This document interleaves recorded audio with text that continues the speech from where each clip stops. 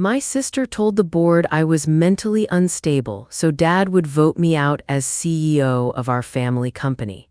At the shareholder meeting, they didn't expect me walking in with 51% of the shares. My name is Helen Parrish. I'm 32 years old. The boardroom table felt like a battlefield, and I was the only one who didn't know the war had been declared. The polished mahogany surface reflected the tense faces of the board members, their expressions a carefully neutral blend of concern and judgment. I had just finished my presentation, laying out the final details of the biggest deal in our company's 100-year history. It was a multi-year contract that didn't just secure our future. It guaranteed it, silencing the whispers of decline that had haunted us for the better part of a decade. I expected a round of applause or, at the very least, a few satisfied nods. Instead, I got silence. My father, Thomas Parrish, the chairman of the board, looked at me not with pride but with a pained, almost weary expression. He steepled his fingers, a gesture I knew meant he was about to deliver a verdict, not a celebration. Then, my sister, Alexia Parrish, the head of marketing, chimed in, her voice dripping with a fake sympathy that was sharper than any knife. "We're just concerned about you, Helen," she said, not looking at me but addressing the board as a whole as if I were a subject under a microscope. "The stress, you seem so fragile lately." The word hung in the air, thick and suffocating. Fragile, me, the one who dragged this company out of the red not once but twice since taking the helm. The one who worked 18-hour days to land the very contract they were now using as a weapon against me. I watched, my blood turning to ice as my greatest professional triumph was reframed in real time as a symptom of a personal breakdown. The success wasn't the point, the narrative was, and the narrative they were selling was that I was cracking under the pressure. My father had slid his old, heavy fountain pen across the table to me just before the meeting started. "For the signing," he'd said with a smile that didn't reach his eyes. I'd held that same pen as a child, feeling its cool, substantial weight in my small hands. It was a symbol of the legacy I was supposed to one day earn, the power I was being groomed to wield. Now, sitting there under the silent, judging eyes of the board, it felt like a prop. It was a toy given to a child playing dress-up in the CEO's chair, a condescending pat on the head before I was sent back to my room. The board members, men who'd known me my whole life, men who'd held me as a baby at company picnics, shifted uncomfortably in their high-backed leather chairs. They wouldn't meet my gaze. They looked at my father, their leader, waiting for their cue. My goal for this meeting had been so simple: get the board to ratify the contract and move on to the next challenge. But my obstacle, I now realized, wasn't a business problem. It was my own family. They weren't questioning the deal. The numbers were undeniable. They were questioning my fitness to lead, my right to occupy the chair I had more than earned. The foundation I had built my entire life on, a foundation of competence, hard work, and results, began to crack right there, under the fluorescent lights of that cold, silent room. After the meeting, the board members filed out with mumbled pleasantries, leaving me alone with the ghost of my victory. A few minutes later, Dad called me into his office. The heavy fountain pen was back on his gleaming mahogany desk, resting in its cradle like a scepter. He didn't mention the contract, the crowning achievement of my career. He gestured for me to sit in the chair opposite him, the one usually reserved for reprimands. He talked about burnout. He spoke of the importance of taking time for myself. "Alexia is worried sick," he said, his voice a low, reasonable rumble. He was selling her performance as if it were genuine, as if her ambition wasn't a palpable force in every room she entered. He suggested a 6-month leave of absence. He called it a sabbatical, a chance to recharge. It wasn't a suggestion, I knew that. It was a command wrapped in the soft, suffocating language of care. It was a velvet-gloved fist pushing me toward the door. He was asking me to step aside, to voluntarily hand over the keys to the kingdom I had saved from ruin. I was being quietly, politely, and ruthlessly pushed out. "I'll think about it," I said, my voice betraying none of the fury that was roaring inside me. I stood up, my legs feeling strangely steady. I walked out of his office, past his secretary who gave me a look of pity, and down the long hallway lined with portraits of my grandfather and great-grandfather. I knew, with a certainty that chilled me to the bone, that there was no thinking to be done. There was only fighting back. I found Alexia in the marketing department, holding court with her team. She was laughing, radiant under the bright lights, as if we hadn't just been in a war room where she'd tried to assassinate my character. When she saw me, her smile widened. "Helen, great news about the contract, right?" she chirped, the picture of a supportive sister. I asked to speak with her privately. Her smile faltered just for a second, a tiny crack in her perfect facade before she composed herself. In her glass-walled office, I closed the door and confronted her directly. "What was that in there, Alexia?" I kept my voice low, even. She immediately fell into the role of the victim, her eyes wide with manufactured innocence. "I'm just worried, Helen, that's all. You never take a break. You look exhausted all the time." She gestured vaguely at my face as if she could see dark circles that weren't there. She framed her ambition as love, her ruthless sabotage as sisterly care. It was a masterclass in manipulation, designed to make my anger feel misplaced and unreasonable. She was turning my own righteous fury against me, painting me as the ungrateful, aggressive one for even questioning her motives. "This company needs a leader, not a martyr," she said, the barb hidden in a sentence that sounded like it came from a cheap self-help book. "Dad and we just think you need to put your health first." I just stared at her. Arguing would be pointless. She had already written the script, and in her version, she was the heroine, saving the family business from her unstable, overworking sister. I walked out of her office realizing I couldn't beat her at her own game. She wrote the rules and refereed the match. I had to find a different game to play. The very next day, the first casualty of the war fell. Mark, my head of operations and my most loyal manager, was reassigned. The official reason, sent in a bland, company-wide email from my father, was a strategic restructuring to optimize our supply chain. It was nonsense. Mark was being sent to oversee a warehouse 3 states away. It was a clear demotion, a public punishment disguised as a new opportunity. Mark was my guy. He was my eyes and ears on the ground, the one person who could back up my performance reports with hard, undeniable facts from the factory floor. He was honest, and he was loyal to me, not to my father's title. Losing him was a direct blow to my authority, a signal to everyone else in management.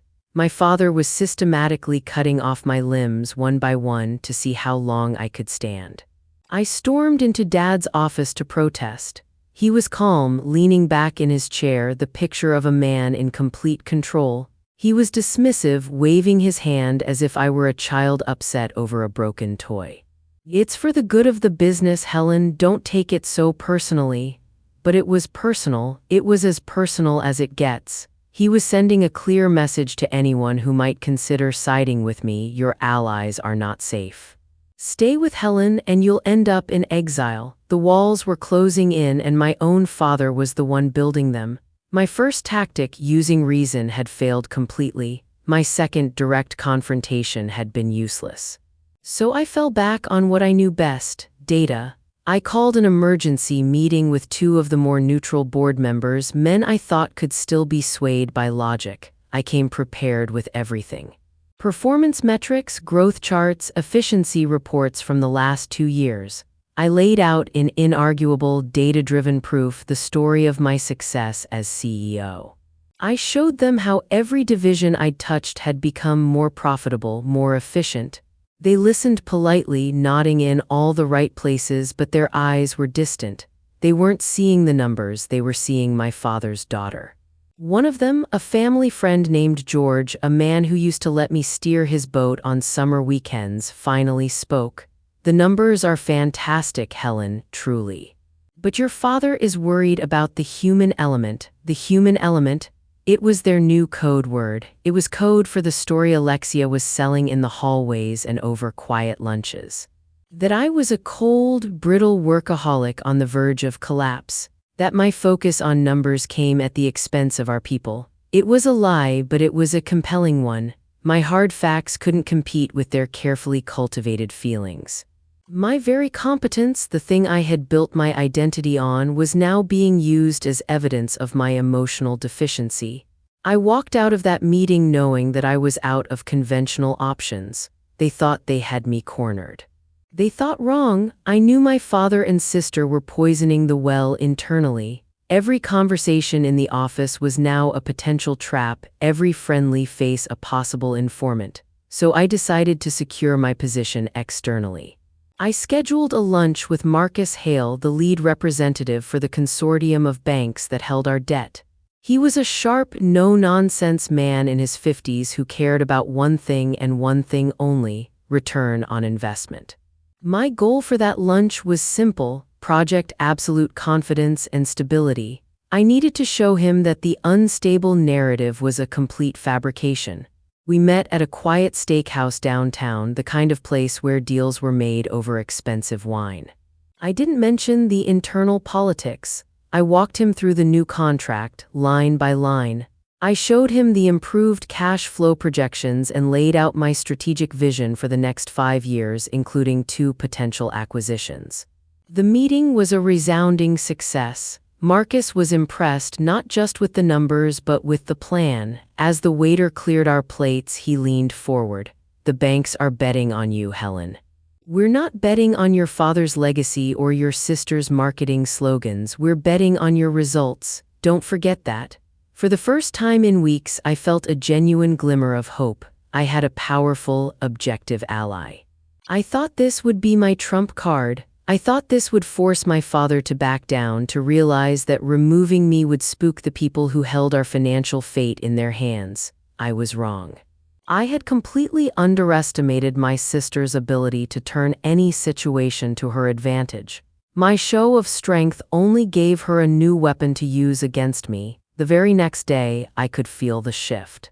The mood on the board, which had been wary, had soured into outright hostility. Alexia had taken my proactive meeting with Marcus and spun it into a desperate, panicked act. I could practically hear her whispering campaign making its way through the executive wing. "Helen went behind our backs to meet with the lenders," she must have told them, her voice full of that practiced concern. "She's clearly panicking." Why would she do that unless she felt her position was threatened? My strength was reframed as fear. My foresight was twisted into a sign of imminent collapse. She brilliantly created a new vulnerability for me. I now looked like a rogue CEO who was hiding things from her own board. My father capitalized on it immediately. He held a private conference call with the board members, a call I was pointedly excluded from to address the potential fallout from my unsanctioned meeting. He was using the fire I had just put out to create a cloud of smoke, and everyone was choking on it. The progress I had made with Marcus was erased in a matter of hours. The external validation I'd secured was now just another piece of evidence in their case against me. My last hope was to appeal to the old guard, the board members I considered family friends. I'd grown up with their children. I'd been to their homes for holidays, celebrated their anniversaries. I thought those personal connections had to count for something. I tried talking to them individually, catching them in the hallway or calling them at home in the evening. It was like talking to a brick wall, a polite, smiling, condescending brick wall. They closed ranks around my father so tightly I couldn't find a crack. "Thomas is just looking out for you, Helen," one of them said, patting my arm in a way that made my skin crawl. "He's your father, he knows what's best." "Your sister is right to be concerned," said another, a man whose daughter was my age. "This is a family company, dear. Family has to come first." They saw a daughter defying her father, not a CEO defending her position. They saw my ambition not as a virtue that was saving the company, but as a violation of the unspoken family hierarchy. They believed a daughter's role was to be dutiful, not powerful. The problem wasn't just my father and sister. It was the entire system they had built around them, a culture of patriarchy and tradition that saw me as a function, the competent one, the useful one, but never as a leader in my own right. My fight for survival was, in their eyes, a family squabble I was handling with very poor grace. The whispers weren't just about my mental state anymore. They began to mutate, spreading like a virus through the company. Now they were about my competence. Maybe the big contract was a fluke. She's a numbers person, but can she really lead? I hear she's in way over her head. My entire professional identity, a thing I had built meticulously since I was a teenager interning in the mailroom, was being systematically dismantled, tweet by tweet, rumor by rumor. If I lost this, I wouldn't just lose my job, I would lose my name. The story they were telling about me would become the official, accepted truth. Helen Parrish, the brilliant but unstable daughter who flew too close to the sun and had to be saved from herself by her wise, loving father. It was a reputational kill shot designed to ensure that even if I left, I'd have no credibility to build a career anywhere else.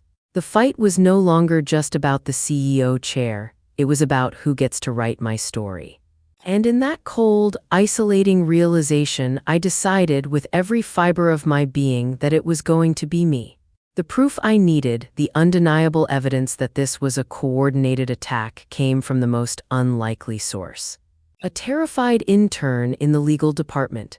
He accidentally forwarded me an email chain between my father, Alexia, and our company's external counsel. He'd meant to send it to another Thomas in accounting, but my name, Helen Parrish, must have autofilled in the address bar. It was a 1 in a million mistake. The subject line was simple and chilling, the H transition plan. My hands were shaking as I opened it. There, in cold, black and white text, was their entire strategy. They were mapping out the agenda for the upcoming annual shareholders meeting. They were building a for-cause justification for my removal, using Alexia's manufactured concerns as the foundation. Words like erratic behavior, loss of board confidence, and actions detrimental to the company's stability were all there, meticulously documented by the lawyers. It wasn't just a possibility anymore. It wasn't a family argument that had spiraled out of control. It was a planned, scheduled, and legally vetted execution. I saved a copy of the entire email chain to a secure, encrypted flash drive and then permanently deleted the original from my inbox. The poor intern would never know his slip of the thumb had just handed me the weapon I needed to save myself. Armed with this undeniable proof, I went to the one person I prayed might still be on my side. My mother, Catherine Parrish. I found her in the sunroom of my parents' house, tending to her orchids. She was a quiet woman, always deferential to my father, but I believed her love for me might outweigh her loyalty to him. I was wrong.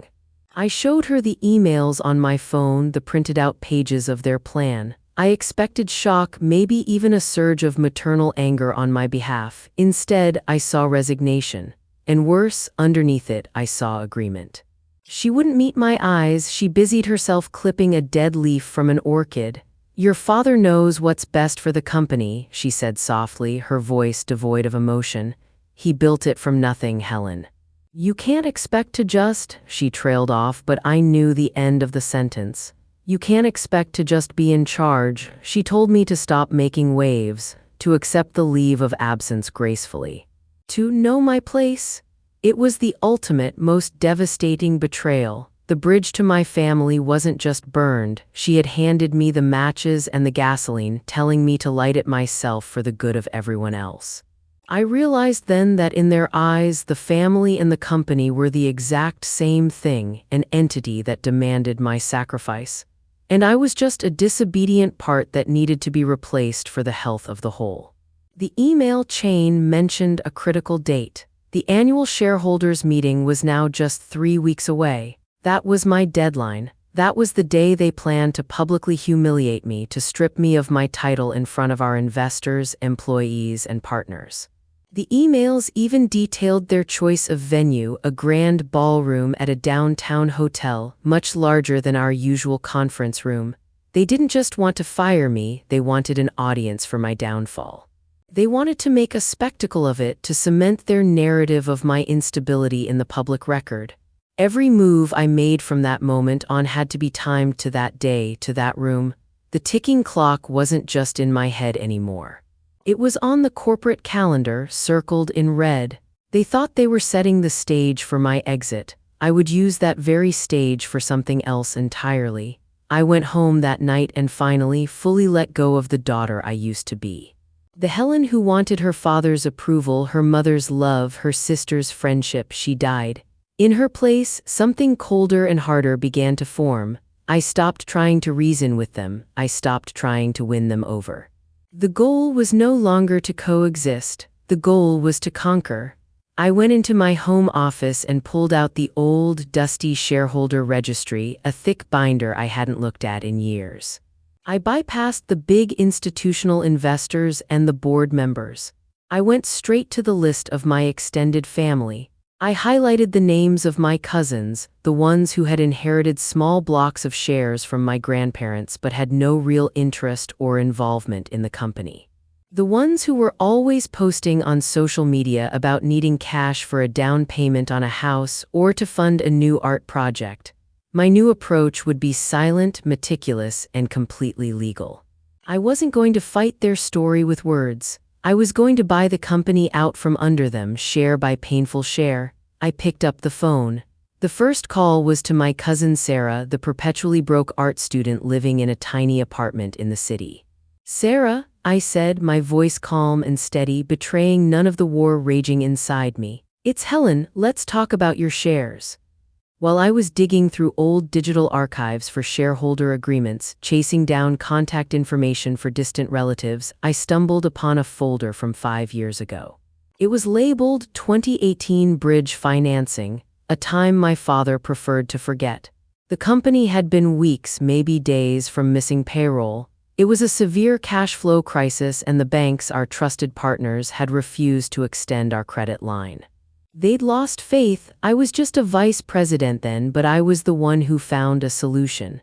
I had structured a high-risk internal bridge note, a fancy term for a short-term loan from a private investor to keep us afloat.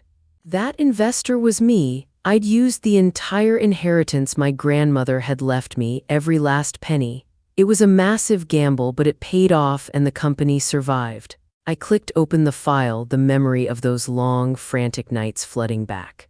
I remembered negotiating the terms with our lawyers, my father barely paying attention, just relieved that someone was solving his problem. And then I saw it, buried deep in the legal documents. The clause I had insisted on, a clause my father had dismissed at the time as unnecessary legal boilerplate.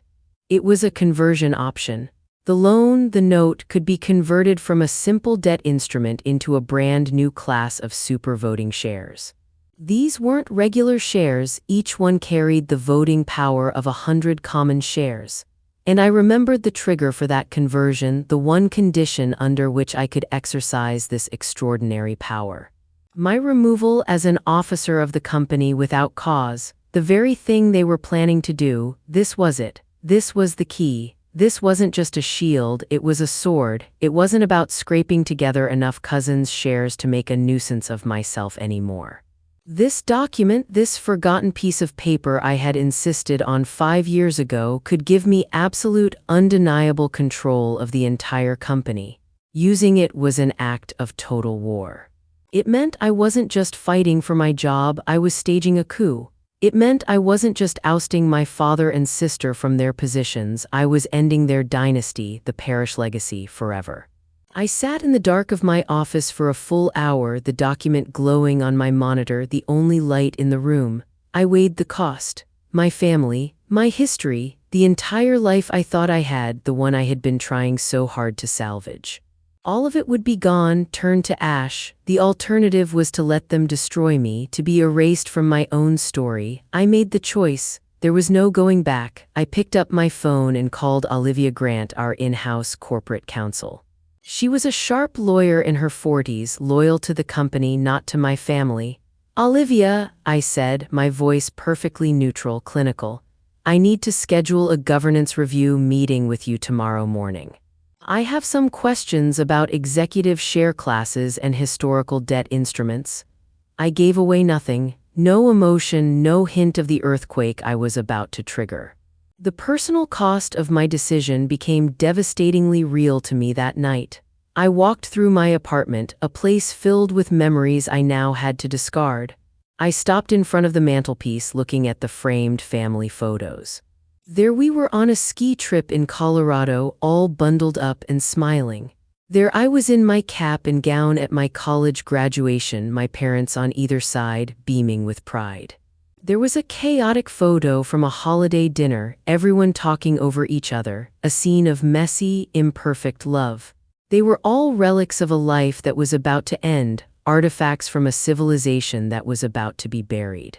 I wasn't just fighting for a company anymore, I was orchestrating a family's implosion. My family, there would be no reconciliation after this, no more holiday dinners, no phone calls on my birthday, no forgiveness.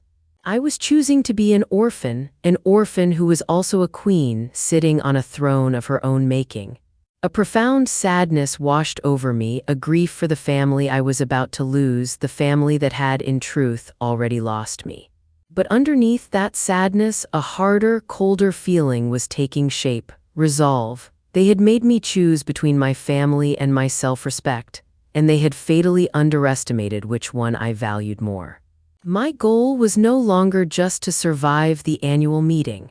It was to remake the company in my own image and to salt the earth where their power had once grown, ensuring nothing like them could ever take root there again. My father must have sensed that I wasn't backing down, that I wasn't preparing to go quietly. The retaliation was swift and crippling, designed to humiliate me and prove his point. An email arrived from the chief financial officer, copying my father and the entire executive team. A temporary, immediate freeze on my department's discretionary budget, pending a mid-quarter performance review. It was a blatant, transparent attempt to sabotage my operations in the critical weeks leading up to the annual meeting. He was trying to manufacture the very failure he was accusing me of engineering. Suddenly, key projects stalled. I couldn't approve vendor payments. I couldn't hire necessary contractors for the new contract's rollout. I couldn't even approve travel for my sales team. He was kneecapping me in public, making it look like I was losing control of the company's day-to-day finances. This was his power play. To show the board and the senior managers that I couldn't effectively run the business without his direct oversight and approval. To prove their narrative, he was willing to damage the company itself. It was reckless and infuriating. That week, I had to use my own personal credit cards to cover a few critical expenses for my team, hiding the receipts in a locked drawer in my desk. It felt demeaning, like I was an intern again, begging for scraps. Sarah had been with me since my first year as chief executive officer. She knew how I took my coffee, who I trusted, which calls I always returned. She was the one who stocked granola bars in my drawer when I forgot to eat. Loyalty like that is a warm blanket until it slips off and leaves you cold. I saw her coming out of Dad's office late one afternoon, her hand closed tight around her phone, her face a shade too pale. When she spotted me, her smile tried to climb back onto her face and failed halfway. She said something about dropping off a draft agenda. I nodded, but something inside me went still. An hour later, a meeting I'd scheduled with a sympathetic shareholder, a distant cousin who ran a local construction firm, was suddenly canceled. No reason, no reschedule, just gone, I called him myself. He was apologetic, weirdly formal. "Timing's bad, Helen," he said. "Maybe after the meeting." After the meeting, like we both knew what that day meant. I went back to my office and asked Sarah lightly, "Did anyone call while I was in with the operations team?" She wouldn't meet my eyes. She fiddled with a pen, then put it down, then picked it up again. "Your dad, the chairman asked what your priorities were this week," she said. Her voice was small, like a kid who'd broken something and wanted it to be nothing. "What did you tell him?" "Just your calendar. He said he needed to make sure he wasn't double booking you." Her cheeks flushed as she said it, like her body knew it was a lie even if her mouth tried to float it.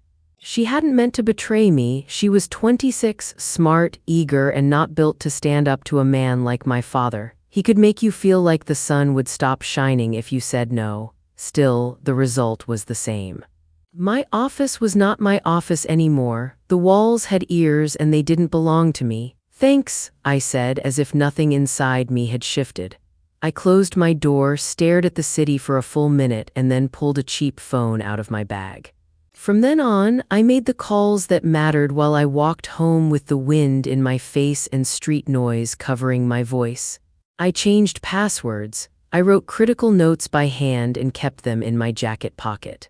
It wasn't about paranoia, it was about survival.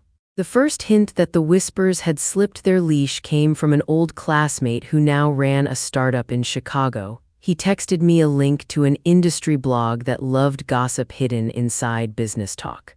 The headline was short and smug, "Trouble at Parish Corp." The article was worse. It didn't accuse me of anything outright, but it didn't have to. It was an essay made of smoke. It used careful phrases.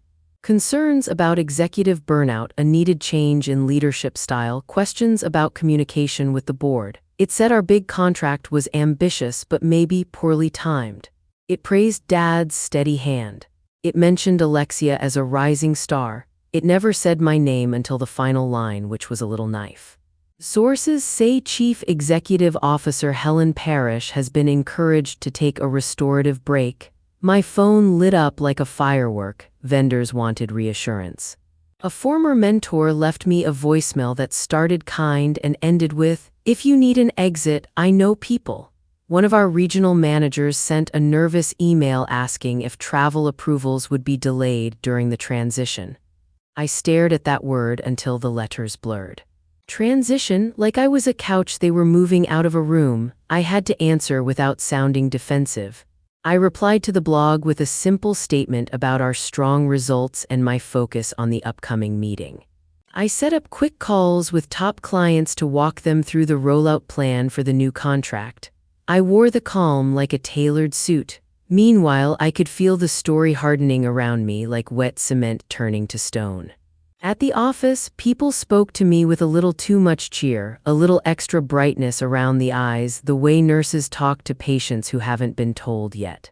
In the elevator, two middle managers went quiet when I stepped in and smiled too big when I said hello.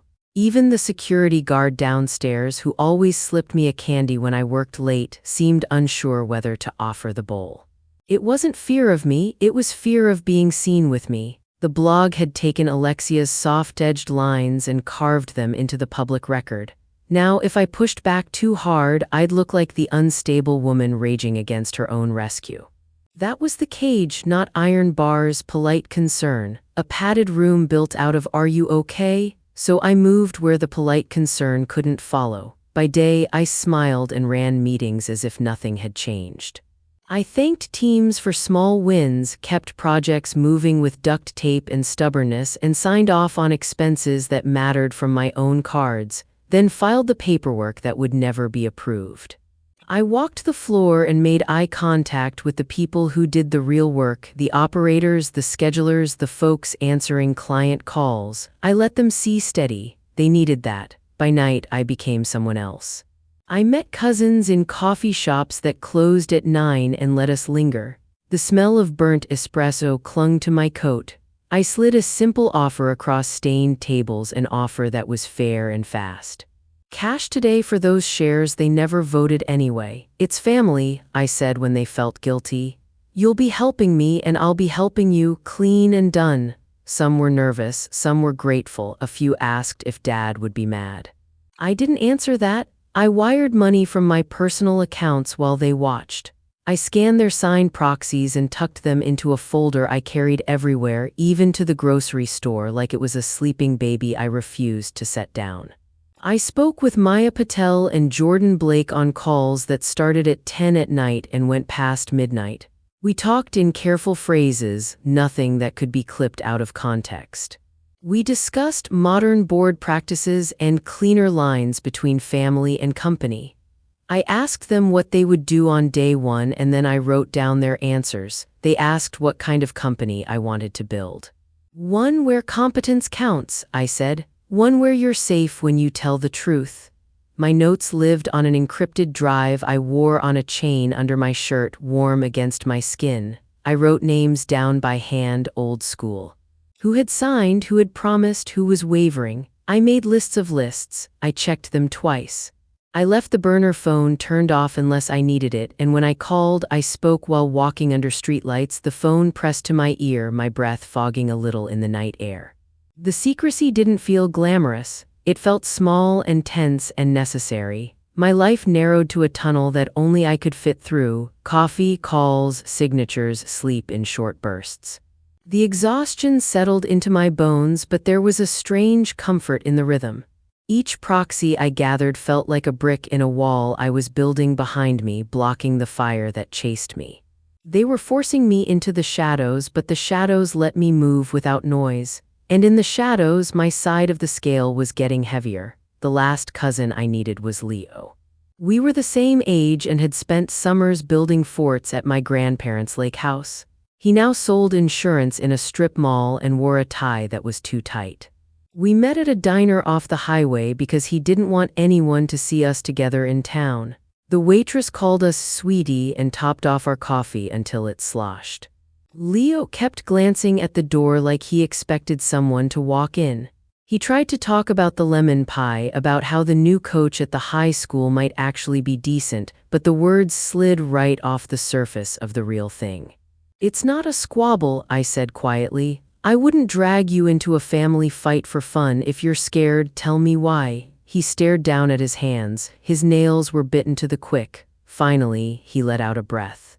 "It's Alexia," he said, voice low. "She called me. She said things could get messy for anyone who sides with you." "What kind of messy?" He hesitated, then pushed on. "My brother-in-law works in accounting, low level. He sees invoices all day. He told me there are regular payments going to some consulting firm that nobody knows. Big numbers, thousands every month, approved by Alexia herself." He fumbled in his pocket and slid over a crumpled note where he'd scribbled a name. "Axe Creative Solutions," he whispered like the letters might bite him. He said the address is a post office box, no website, no nothing. My heart thumped once hard like a fist on a door. I kept my voice flat.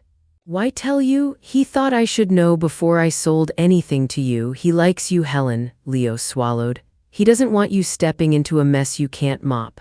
I watched a truck's lights slide across the window and creep along the chrome napkin holder. I slid the offer across to him anyway. "Sign," I said softly. "Please, this isn't about a fight anymore, it's about what's right."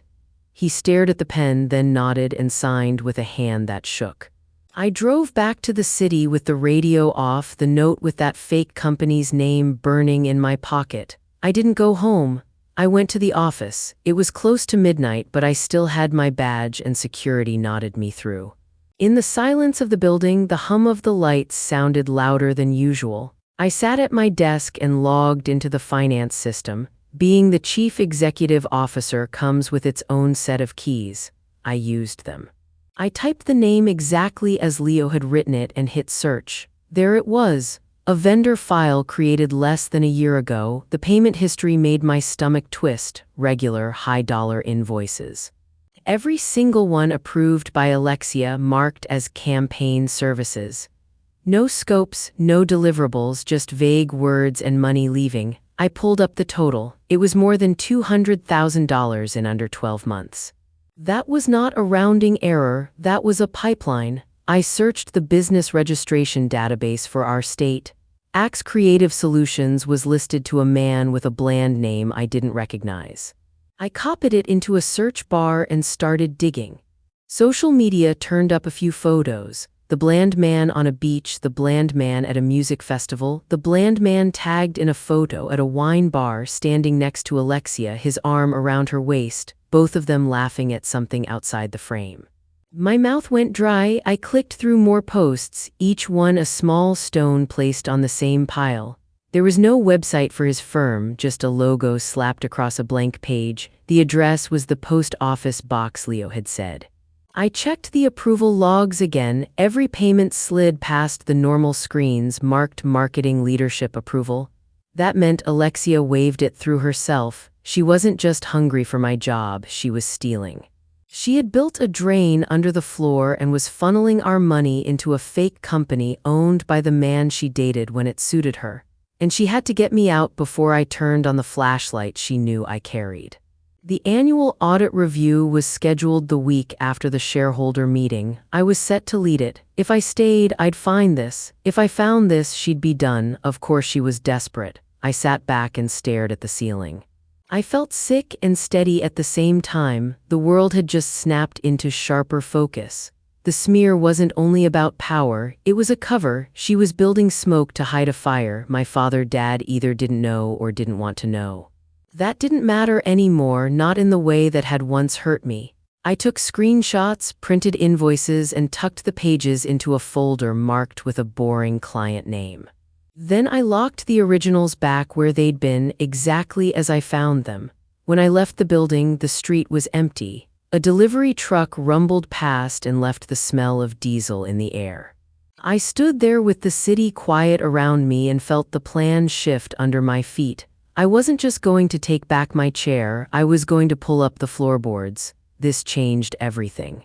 Until that night, I'd been building a clean plan: get the votes, seat a new board, push Dad and Alexia to the side.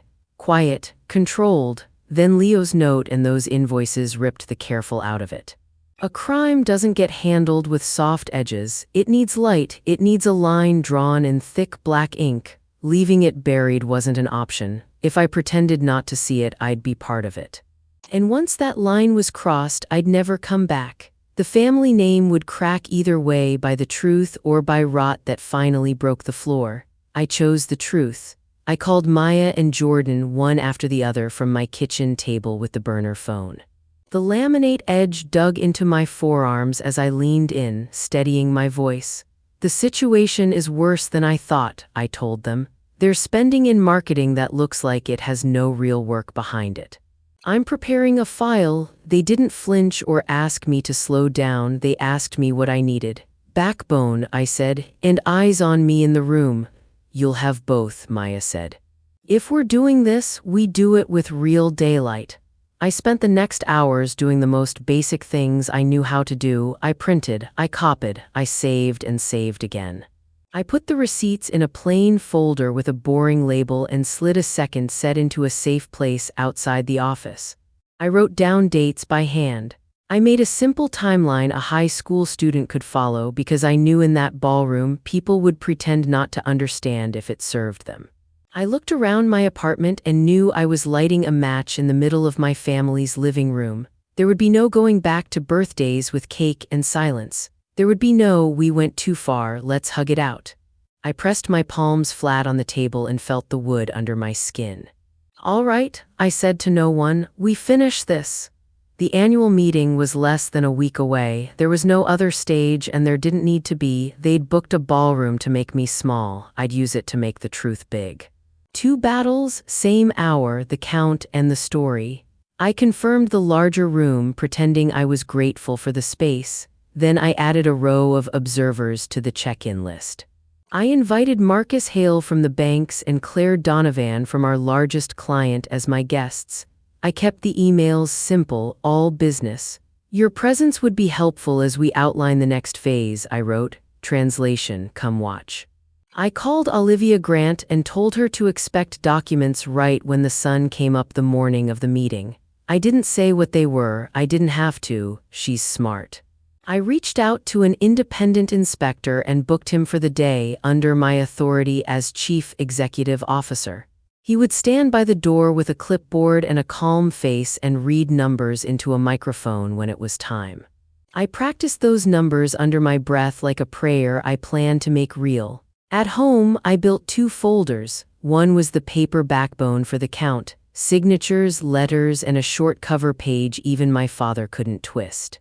The other was the rot, invoices to the ghost firm, the post office box address, the photos linking Alexia to the man behind it. I wrote a 1-page summary anyone could read in 2 minutes. I kept it tight, just the facts and the line that connected them. No heat. The truth could carry its own weight. I stood in my living room and pictured the ballroom like I'd already walked through it. The carpet that tries too hard, the clink of water glasses, the way whispers stick to the ceiling. I imagined Alexia's careful voice and Dad's Father of the Year tone. I also imagined Daniel Brooks clearing his throat and saying my name with the number that mattered. I imagined Maya and Jordan sitting down at the table like they belonged there because they would.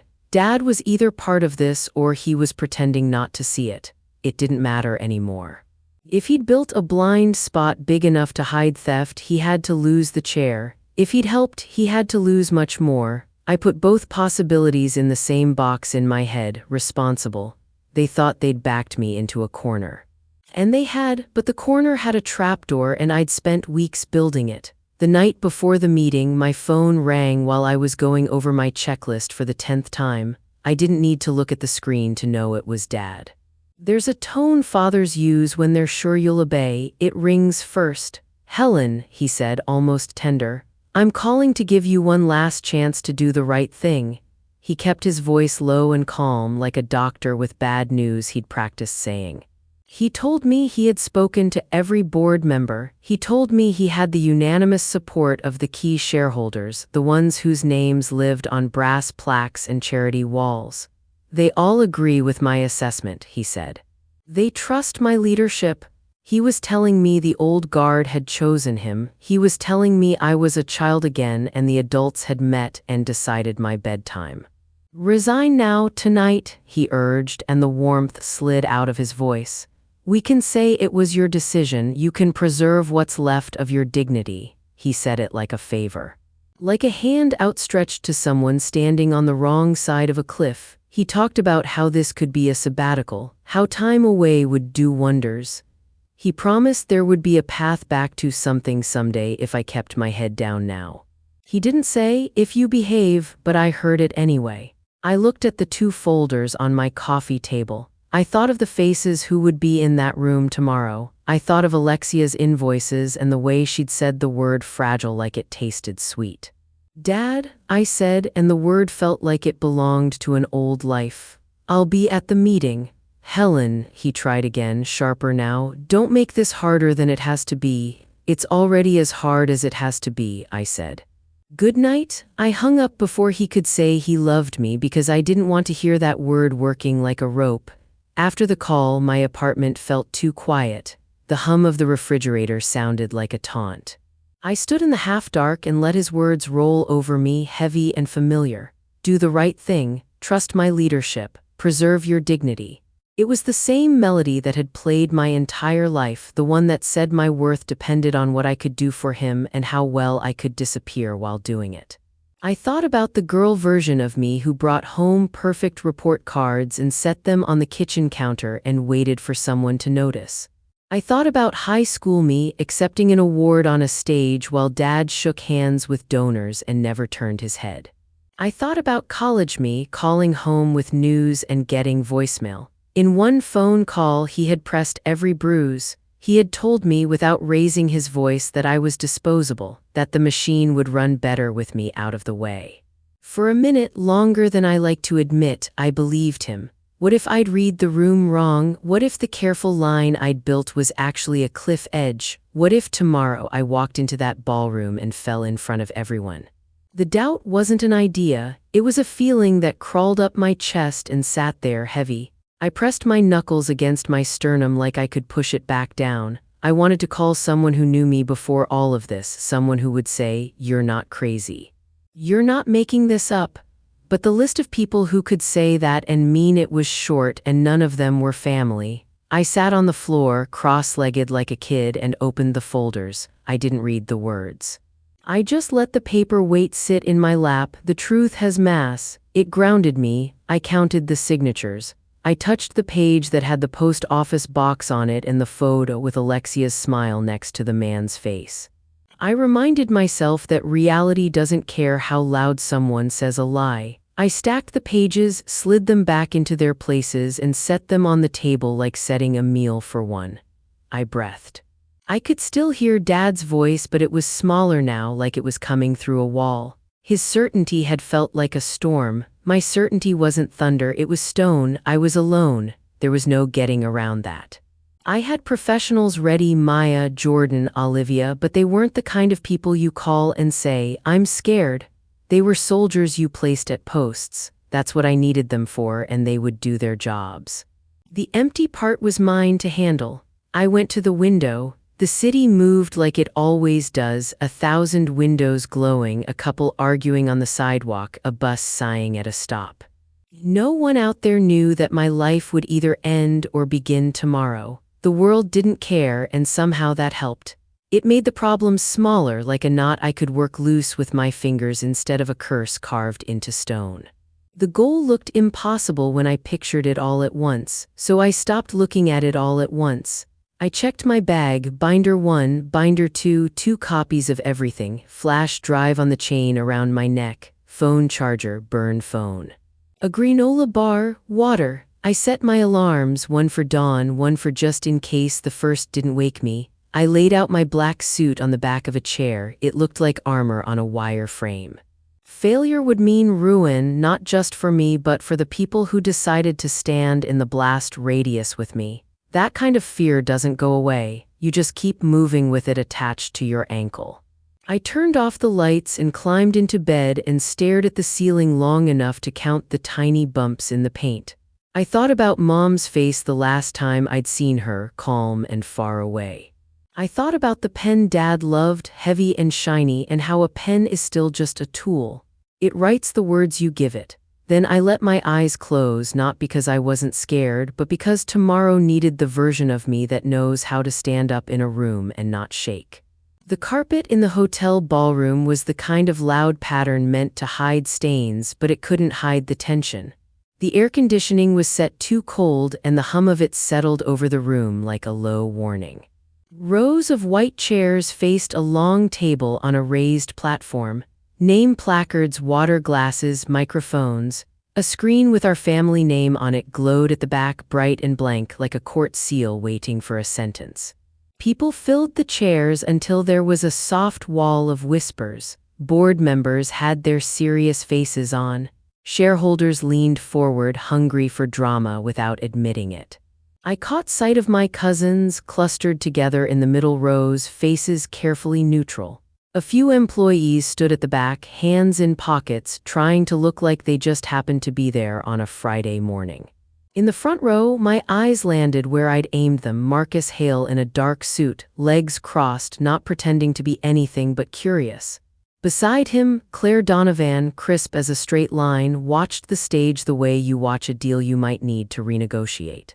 I felt their eyes become anchors. Dad sat at the center of the table on the dais, leaning back in his chair like a king who'd had a good breakfast. Alexia was on his right, hair perfect, a soft cardigan chosen to sell gentleness. Our inside counsel, Olivia Grant, sat 2 seats down, a legal pad in front of her, pen straight across the top like a soldier at attention. At the far end, the empty seat with my name on a white card waited. I walked to it and sat. Dad gave me a small, pitying nod, the kind a teacher gives a student before handing back a failed test. I set my leather portfolio on the table and rested my hands on top of it. Inside it was the plan and the proof.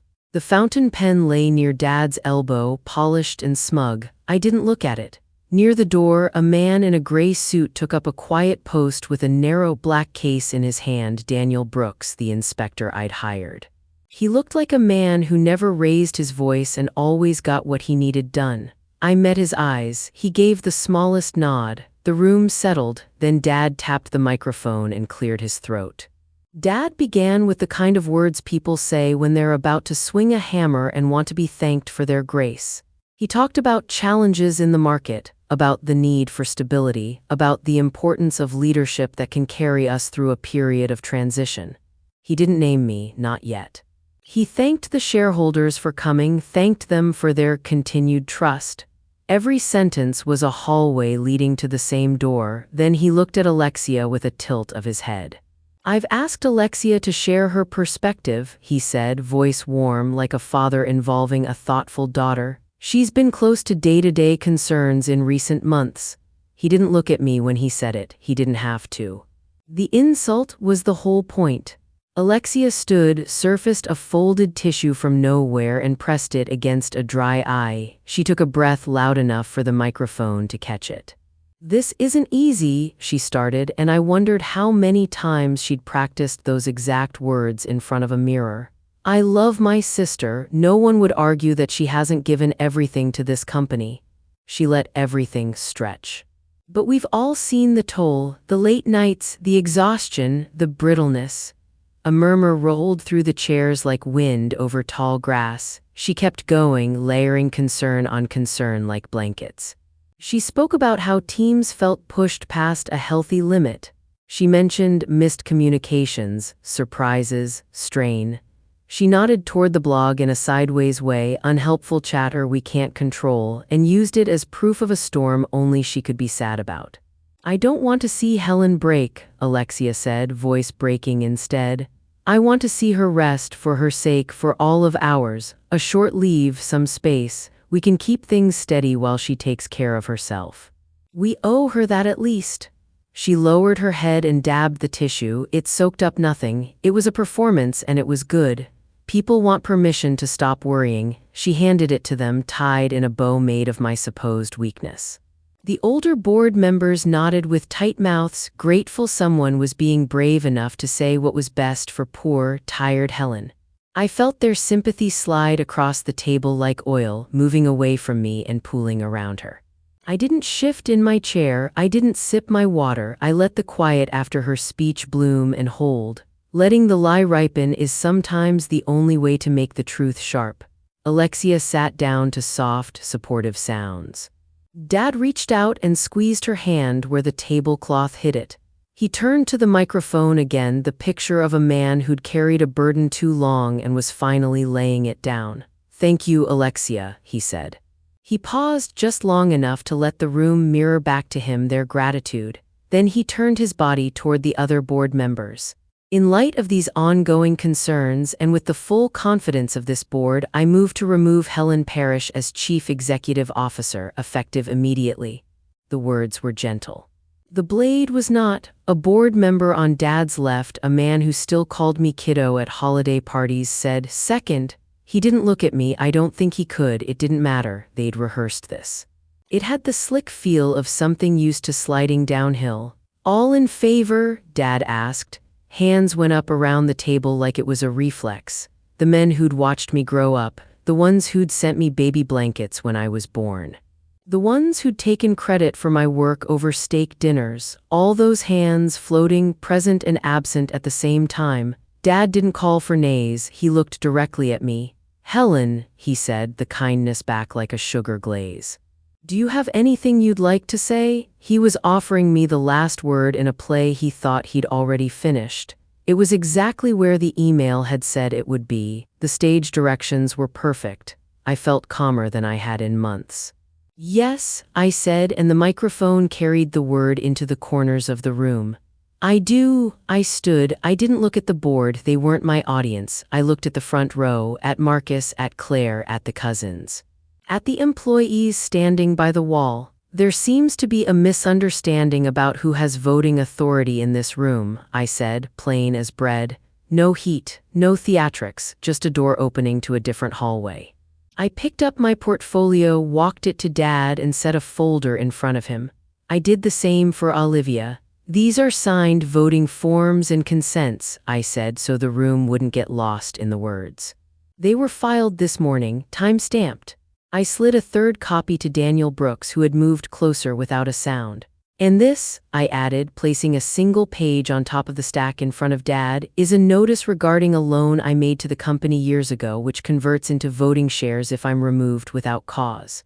Simple. What it was, no lecture. I turned toward the door. "I'd like to introduce Mr. Daniel Brooks," I said. "He is the independent inspector of elections engaged to verify all votes and proxies. He has certified the totals as of 9 this morning." I gestured to him the way you'd point to a clock.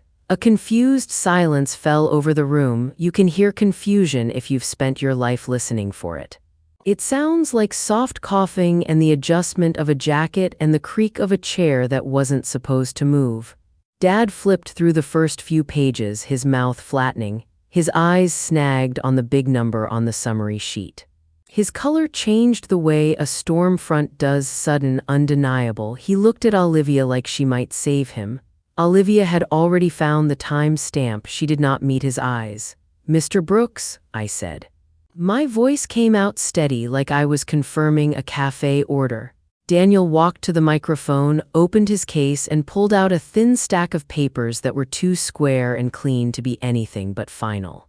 He didn't look at me because he didn't need to. He didn't look at Dad either. He looked at the room, then at the page in front of him. Pursuant to the notice I received this morning, he said, voice clear, I have been engaged to certify the voting shares at this meeting. I have reviewed signed proxies and consents delivered to the company and to me. No jargon, just steps. He turned a page with a finger that didn't shake. The submitted and certified votes show a majority consent on all items.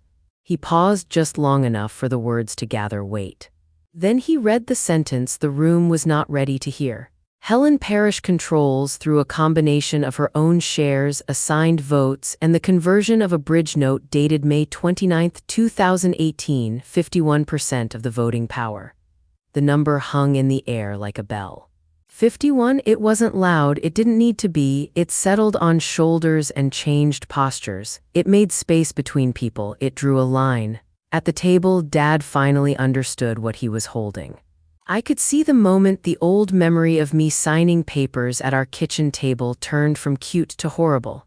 His mouth opened a little, closed, opened again. He looked down at the page about the old loan, at the plain line in plain language. If removed without cause, the loan converts. He looked like he wanted to argue with the font. The first action filed by majority consent, Daniel continued, same even tone, is the election of 2 directors. Maya Patel and Jordan Blake. He said their names carefully, giving them a place to land. There was a rustle near the back. Maya stood, a neat jacket over a navy dress, and walked forward with the kind of step that says she earns her seat. Jordan followed, tall, tie slightly loose like he dared the formality to judge him. They came around the side of the platform and took the 2 empty chairs set a little apart, as if they'd been waiting there for them all morning. Daniel kept going. The next action acknowledges the engagement of an independent inspector to certify votes at this meeting. He tapped the paper once. That is me. I glanced at Olivia. She had her pen in hand, but she wasn't writing. She was looking at the stamp on the consent pages, the time 6:58 a.m., like it was the time a child was born. She gave the smallest nod in my direction, not approval, not agreement, just recognition. This is real. In the front row, Marcus didn't smile. He did something better. He relaxed the tiniest bit in his chair, like a man who had just crossed a bridge and realized it was actually made of steel. Claire looked from Daniel to me to the board and then back to me again, and in that circle I saw the calculation of a woman who knew where to place her bets.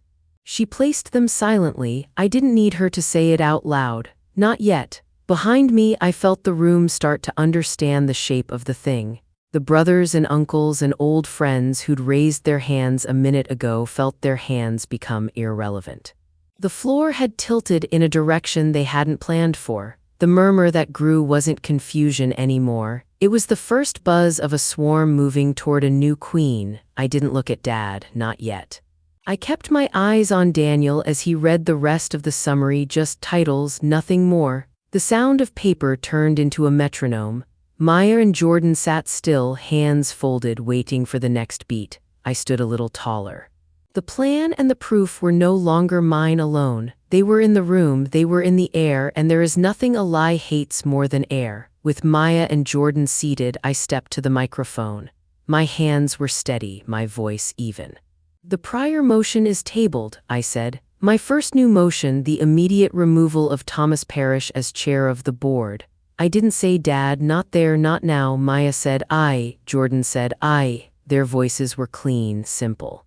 No speeches. The sound carried through the microphones and took its place in the room like a new piece of furniture that made the old layout look wrong. The motion carries, I said. I turned and met my father's eyes. Dad, you're no longer the chair.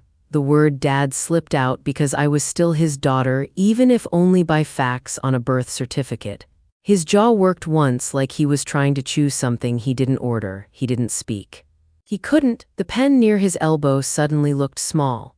My next motion, I continued, the rhythm solid now, is to place Alexia Parrish on immediate unpaid leave pending a full review of her department's spending, including payments to a firm known as Axe Creative Solutions. The name clicked into the room like a key in a lock. Alexia's face went from pink to chalk. She opened her mouth, then closed it, and the tissue she'd been holding crumpled in her fist. For once she had no words ready. "I," Maya said. "I," Jordan echoed. "The motion carries," I said again. I let the words move through the air and settle where they needed to. I picked up the heavy fountain pen from the table, felt its cold weight, and held it. I didn't sign with it. I just let everyone see it in my hand. A symbol can be a tool or it can be a trick. I chose tool. "We will conduct this review with outside help," I said. "We will freeze any spending that doesn't serve the work. We will make this company simple to trust again." I looked out over the room, my cousins, the managers, the lenders, the clients. This isn't about a family, it's about a business that feeds a lot of families. The old way ends today. No cheers came, no applause, just a steady, careful quiet, the kind that comes when people understand a storm has passed and the work of picking up debris starts now. People stood in a hush that felt like a church letting out. The board members slid their chairs back, their eyes still not finding mine. Some nodded at no one. Some hurried toward the doors like the walls might start talking. The cousins drifted into small circles, whispering into their palms, their earlier neutrality melting into relief. A few managers from the back, people who kept the place running, caught my eye and gave tiny nods, almost shy, as if courage might crack if they showed it too much. Dad didn't move. He stared at the table like it had given him bad advice. Alexia sat frozen, fingers pressed flat on the wood as if she could keep the world from tilting by sheer touch. Maya and Jordan came to my side and spoke low, already breaking the day into steps. "We'll need a note to employees in the next hour," Maya said. "We'll keep it clear." "No drama." Jordan was already drafting a list of what to lock and who to call. Marcus Hales stood and walked up. He didn't smile. He didn't have to. "The banks were betting on you, Helen," he said, steady as a handshake. "It was a good bet." The words were plain, but I felt them land like bricks in a foundation. Claire Donovan reached for my hand, quick and firm. "We look forward to continuing the project," she said. "No speeches. Just a line drawn." She turned and left with her team, heads high. That was its own kind of endorsement. Olivia slid closer and tapped her pen once on the folder she'd kept. "I'll expect your notes in 15, she murmured. "We'll keep it clean." Her eyes were clear. I nodded. Security stepped into the room's edges, not to menace, to manage. The air warmed a little as the crowd thinned. The light coming through the side doors shifted from bluish morning to honest noon. I exhaled for what felt like the first time in weeks. The show had ended. Now came the work. Near the exit, I saw Mom. She hadn't moved with the others. She wasn't looking at Dad or Alexia. She was looking at me. I searched her face for anything: hurt, pride, anger. There was nothing but a blank space that used to be a mother's eyes, the look you give a stranger who's blocked your path. For a heartbeat, the victory tasted like a coin held too long in a closed fist, metallic and sour. I gave her a small nod, the kind you offer at a graveside when there are no right words. She turned and walked out without a backward glance. The room finally emptied. The sound of the air conditioning returned, the steady hum of a life-giving machine. I stood behind the table, picked up Dad's pen, felt its weight again, and set it down in front of me. It didn't feel like his anymore. It felt like a thing made to do work. We went upstairs to the boardroom, not a throne room, just a long table, chairs, stale coffee. The sun fell across the wood in wide gold stripes, dust floating lazy in the light. Maya spread out a checklist. Jordan opened his laptop. I drafted the message to everyone in the company. We spoke about open books, about the audit, about steady hands on the wheel. No spin, just truth. As the staff email went out, I watched the little progress bar crawl. I thought about Dad's voice on the phone last night, smooth and sure. I thought about Alexia's soft cardigan and her fake concern. I thought about me, standing at a different kind of microphone as a kid, trying to be heard in a house where noise equaled trouble. That kid was still in me, but she wasn't driving anymore. I was. Hours passed in a string of calls and decisions. Each yes and no felt like a seam pulled tight. Some folks peeked into the boardroom doorway to see if the sky was falling. When they saw it wasn't, their shoulders dropped half an inch. The building exhaled with me. Later, when the hallways were quiet and the sun had slid low, I was alone in that room. I picked up the pen again. The shine was dulled under my fingerprints. It was not holy, it was not cursed, it was a tool, and it was mine. At the far end of the empty ballroom earlier, Mom had stared at me like I'd stolen something. In a way, I had. I had stolen back my own name. The floor where the dais sat still held a faint outline from the legs of the table. If you know where to look, rooms keep the marks of what they've held. Today, the marks were new. In me, they were older. I stood there long enough to hear the air conditioner kick off. Silence spread, clean as a sheet. No crowd, no performance, just the company, the building, and me. Then I headed back to work. Sometimes you have to reclaim your own story, even if it means rewriting the ending in a room full of people who expected you to stay quiet. Have you ever had to fight to be seen for who you really are? Share your story in the comments. And don't forget to subscribe for more.